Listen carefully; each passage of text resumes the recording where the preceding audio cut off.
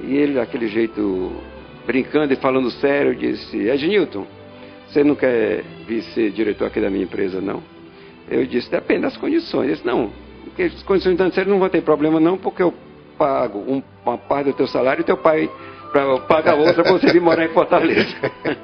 Eles eram muito amigos, eram companheiros de rota. Nós somos companheiros de rota também. E então eu vim ser diretor controle do grupo em 1974, onde fiquei até 1991. Depois de diretor controle, eu fui ser o superintendente do sistema Verdes Mares. E foi uma época muito boa, aprendi muito, desenvolvi muito. Eu trouxe aquela parte teórica do mestrado. Fizemos uma implantação toda do Grupo Esqueiroz da informática, que não tinha. O diretor controle era responsável pela informática na época. Então fomos avançando, até que chegou o momento, também pela graça de Deus, que eu tinha que sair do grupo e me dedicar ao colégio. Na época só tinha um colégio. E resolvi os problemas financeiros, administrativos, conversava com a mamãe, orientava e depois dava a minha atividade lá no Grupo Esqueiroz. Isso foi desde a mãe e papai até 91. Mas chegou um momento que Deus, pelo seu desejo, me tirou do Grupo Esqueiroz. Aí nós fomos da dedicação total ao colégio. Foi quando nós fizemos a grande expansão, construímos a sede da Aldeota, construímos a segunda sede lá do centro, depois fizemos o Centro de Desenvolvimento Educacional lá na Pajuçara, e o Ednilo veio trabalhar com a gente e deu a ideia e incentivou para nós fazermos a Faculdade 7 de Setembro, a FACET. Então a Faculdade 7 de Setembro começou lá no Colégio do Centro. Nessa época, eu era secretário da Fazenda do Estado do Ceará, e é interessante contar como é que foi o meu contato com o Tasso Gereissati para ser o secretário da Fazenda. Ele me chamou lá no gabinete dele e disse: Ednilton, como é que você está dedicando teu tempo? Eu disse: não, é o colégio e a igreja. Ele disse: é que eu estou pensando em fazer um convite para você e queria saber se você tinha condições de tempo para atender. Eu disse: qual é a pasta, Tássio? Porque eu tinha ouvido os jornalistas e tal, comentavam, eu não sei como é que vazou, mas que eu seria convidado para ser secretário de Educação. Aí eu disse: qual a pasta, Tássio? Ele disse: Fazenda. Eu disse: puxa, isso é uma surpresa para mim, Tássio. Eu disse: mas, Tássio, por favor, me dá um tempo, porque eu tenho que primeiro conversar com Deus. Aí apontei assim para ele, para cima, conversar com Deus, ver se está nos planos de Deus para a minha vida.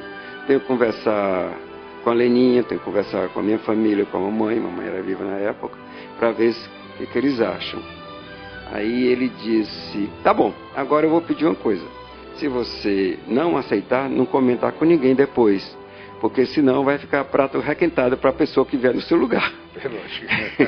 Eu disse: tá bom, pode deixar que eu vou conversar com Deus. Aí ele disse: vem cá, Deus, demora quanto tempo para te dar a resposta? Eu disse: não, ele não demora muito não.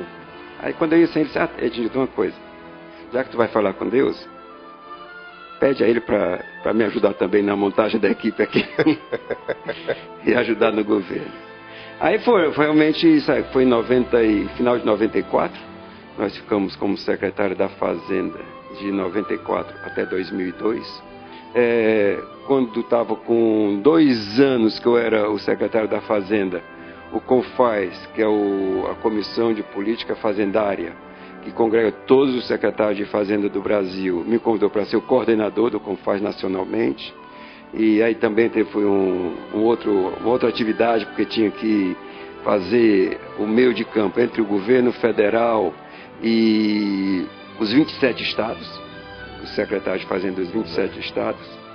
Foi também uma época que também aprendi. Eu acho que na vida a gente tem sempre que ir aprendendo, aí se desenvolvendo e crescendo. Então, basicamente, foram essas as fases da minha vida, e tem sido. Talvez eu tenha que falar um pouco sobre a família. Eu e a Leninha temos 3 filhos. Todos 3 rapazes.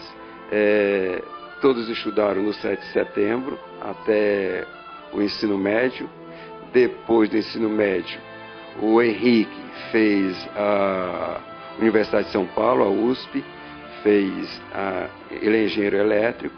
Depois o Guilherme fez Fundação Getúlio Vargas também em São Paulo, e todos passaram de primeira. E o Felipe também estudou na USP, na Escola de Administração e Economia. Agora, seguindo os passos do pai, eles também quiseram fazer MBA, mestrado nos Estados Unidos. E todos 3 fizeram mestrado numa das universidades mais conceituadas dos Estados Unidos, que é o MIT, Massachusetts Institute of Technology. Eles fizeram lá o mestrado.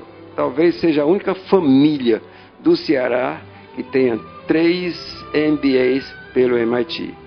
E realmente eles hoje estão encaminhados. Graças a Deus os 3 continuam tementes a Deus. O Henrique casou com a Veridiana, tem 3 filhas, a Gabriela, a Aline e a Laura, estudantes do 7 de setembro. O Guilherme casou com a Patrícia, moram em São Paulo, tem 2 filhas, a Beatriz e a Júlia. Agora o Felipe ainda está solteiro, morando em São Paulo. Mas o Henrique frequenta, é membro ativo da Igreja Presbiteriana Nova Jerusalém, como eu, é diácono da igreja, é superintendente da escola dominical. E isso aí, superintendente da escola dominical, já é 3ª geração. É uma herança. 3ª geração. O papai era superintendente da escola dominical da Igreja Presbiteriana de Fortaleza. Depois eu fui superintendente. E agora o Henrique é da Nova Jerusalém. O Guilherme e a Patrícia frequentam a igreja lá em São Paulo, e o Felipe também. Doutor Newton, Deus tem dado a você a bênção de singrar os mares, atravessar os ares, chegar do outro lado. E tem dado uma bênção muito grande de você ser um adido, um representante, um cônsul de países aqui. Fale um pouco sobre isso aí. Há alguns anos atrás eu fui convidado para ser cônsul honorário da Finlândia. E eu fiquei imaginando por que a Finlândia é um país tão longe. Eu nunca vi da Finlândia. Depois eu tive a oportunidade de visitar a Finlândia e vi que a Finlândia, primeiro, é um país cristão. 80% da população é cristã. Segundo, a educação mais bem desenvolvida do mundo é a finlandesa. Eu aceitei o convite e sou aqui a bandeira da Finlândia, e sou o cônsul aqui para dar assistência, principalmente dar informações sobre a Finlândia e dar assistência aos finlandeses quando eles vêm visitar o Ceará. Sobre a sua fé e suas convicções religiosas, o que você nos diz isso aí?